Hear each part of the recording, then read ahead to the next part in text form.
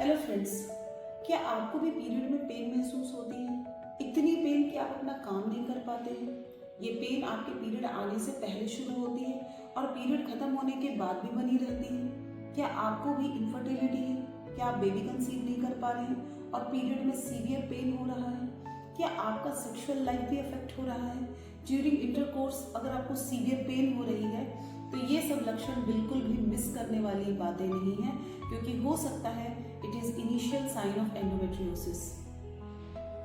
Friends, चलिए बात करते हैं कॉजेज ऑफ एंडोमेट्रियोसिस की। सबसे पहला कारण होता है जेनेटिक एंड हेरिडिटरी कॉज। यदि आपकी नानी या मम्मी को या आपकी सिस्टर को एंडोमेट्रियोसिस है तो आपको भी बहुत हाई रिस्क है कि आपको एंडोमेट्रियोसिस हो सकती है। ये फर्स्ट डिग्री रिलेटिव्स में बहुत कॉमन होता है। सेकेंड कॉज होता है रिट्रोग्रेड मेंस्ट्रुएशन, मतलब मेंस्ट्रुअल ब्लड बाहर ना फ्लो करके फैलोपियन ट्यूब के थ्रू ये बैक फ्लो हो जाए आपकी बॉडी में और एंडोमेट्रियल टिश्यू जो बाहर जाने चाहिए थे वो इम्प्लांट हो जाए आपके अदर साइड्स पे, जैसे कि uterosacral ligament, ovary, fallopian tube, rectum या ब्लैडर पे। तो ये एंडोमेट्रियोसिस कॉज करते हैं। तीसरा कारण होता है इम्यूनोलॉजिकल डिस्फंक्शन। यदि आपकी बॉडी में इम्यून डिस्फंक्शन है और हाइटेंड इम्यून रिस्पॉन्स है तो ऐसा देखा गया है कि ये एंडोमेट्रियल टिश्यू एक्टोपिक जगह पे इम्प्लांट हो सकते हैं और इरेगुलर वे में ये भी ब्लीड कर सकते हैं लाइक मेंस।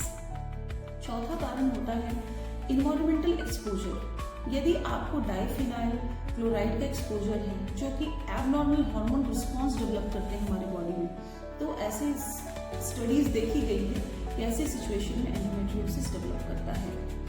और एक कारण है कि आपके बॉडी में अगर हार्मोनल इम्बैलेंस है तो कभी कभी पेरिटोनियल टिश्यू में भी एंडोमेट्रियल टिश्यू लाइक चेंजेस होते हैं और वो भी मेंस्ट्रुअल साइकिल को फॉलो करते हुए ये भी साइक्लिकली ब्लीड करते हैं। आखिर डायग्नोसिस ऑफ एंडोमेट्रियोसिस में डिले होता है। कितना डिले हो सकता है? फ्रेंड्स, आप सुन के ताज्जुब करेंगे कि इसकी डायग्नोसिस में 7 से 10 साल तक का डिले हो सकता है, क्योंकि इसको ना तो पेशेंट बहुत सीरियस। दोस्तों, एंडोमेट्रियोसिस की डायग्नोसिस में बहुत लंबा डिले हो सकता है। 1 साल 2 साल का नहीं, जब बल्कि 7 से 10 साल का भी डिले हो सकता है, क्योंकि हमारे साथ क्या होता है कि पेशेंट्स भी पेन को लाइटली लेते हैं। उन्हें ऐसा लगता है कि सबको तो पेन होता ही है। फैमिली भी बोलती है कि नहीं, पेन तो सबको होता है पीरियड में। डॉक्टर्स भी पहले इनिशियली पेन किलर्स दे करके यही सोचते हैं कि पेशेंट को प्राइमरी डिस्मेनोरिया है, बट एक्चुअल में उसे एंडोमेट्रियोसिस डेवलप कर रहा होता है और इनिशियल स्टेज से वो आगे जाके फाइनल स्टेज में कन्वर्ट होता है और जब तक डायग्नोसिस होती है तब तक बहुत लेट में हम इसकी डायग्नोसिस बना पाते हैं और ट्रीटमेंट इनिशिएट करने में हमें बहुत डिले हो जाता है। तो दोस्तों, चलिए बताते हैं स्टेजेस ऑफ एंडोमेट्रियोसिस के बारे में। स्टेज 1, जहाँ पे मिनिमल डिपोजिशन है एंडोमेट्रियल टिश्यू का।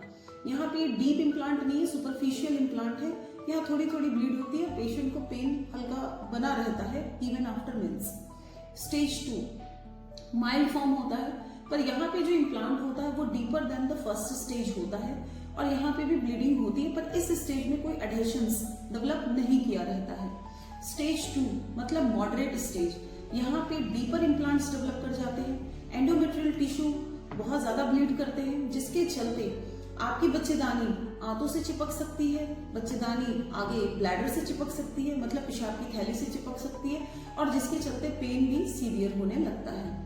स्टेज 4 जिसको हम लोग सीवियर ग्रेड में डालते हैं, इस सिचुएशन में बहुत ज्यादा डेंस एडहेशन होती है। कई बार तो ऐसा होता है कि बच्चेदानी, आंत और पेशाब की थैली आपस में इतने चिपक चुके होते हैं कि कोई स्पेस ही नहीं रहता है।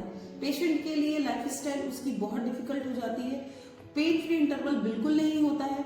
उसे बॉबल ब्लैडर एक्टिविटी मतलब मोशन पास करने और पेशाब करने में भी दिक्कत आती है और ऐसा देखा भी गया है कि कभी कभी ऐसे पेशेंट्स में यूरिनेशन के समय भी हीमोचूरिया हो सकती है, ब्लीडिंग हो सकती है। यहाँ पे ट्यूब्स पूरी तरह से डिस्ट्रॉट हो जाते हैं, ओवरीज आके बच्चेदानी के पीछे चिपक जाती है, जिसको हम किसिंग ओवरीज कहते हैं। चलिए बात करते हैं prevention and treatment of endometriosis के बारे में। यदि आपके डाइट में omega 3 and omega 6 rich fat foods हैं, जैसे कि फिश, वॉलनट, तो ऐसे में देखा गया है कि ये लीजन जो होते हैं उसको कंट्रोल करने में हेल्प करते हैं।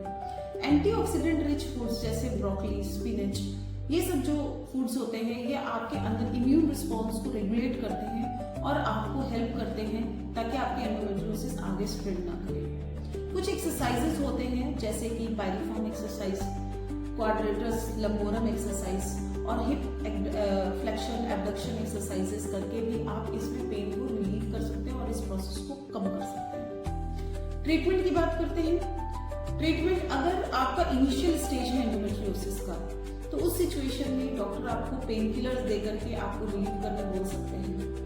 पर यदि ये मॉडरेट स्टेज में एंटर कर रहा है और सीवियर ग्रेड में एंटर कर रहा है, तब उस सिचुएशन में हार्मोनल ड्रग्स का यूज किया जा सकता है, जैसे GnRH एनालॉग का यूज करके डॉक्टर आपको सिम्टम्स को कम कर सकते हैं। पर यदि आप एकदम सीवियर स्टेज में पहुंच चुके हैं, मतलब आप स्टेज 4 में हैं और आपकी डेली एक्टिविटीज भी अफेक्ट होना शुरू हो गए हैं, तब डॉक्टर आपकी सर्जरी करके एडहेशियोलाइसिस कर सकते हैं।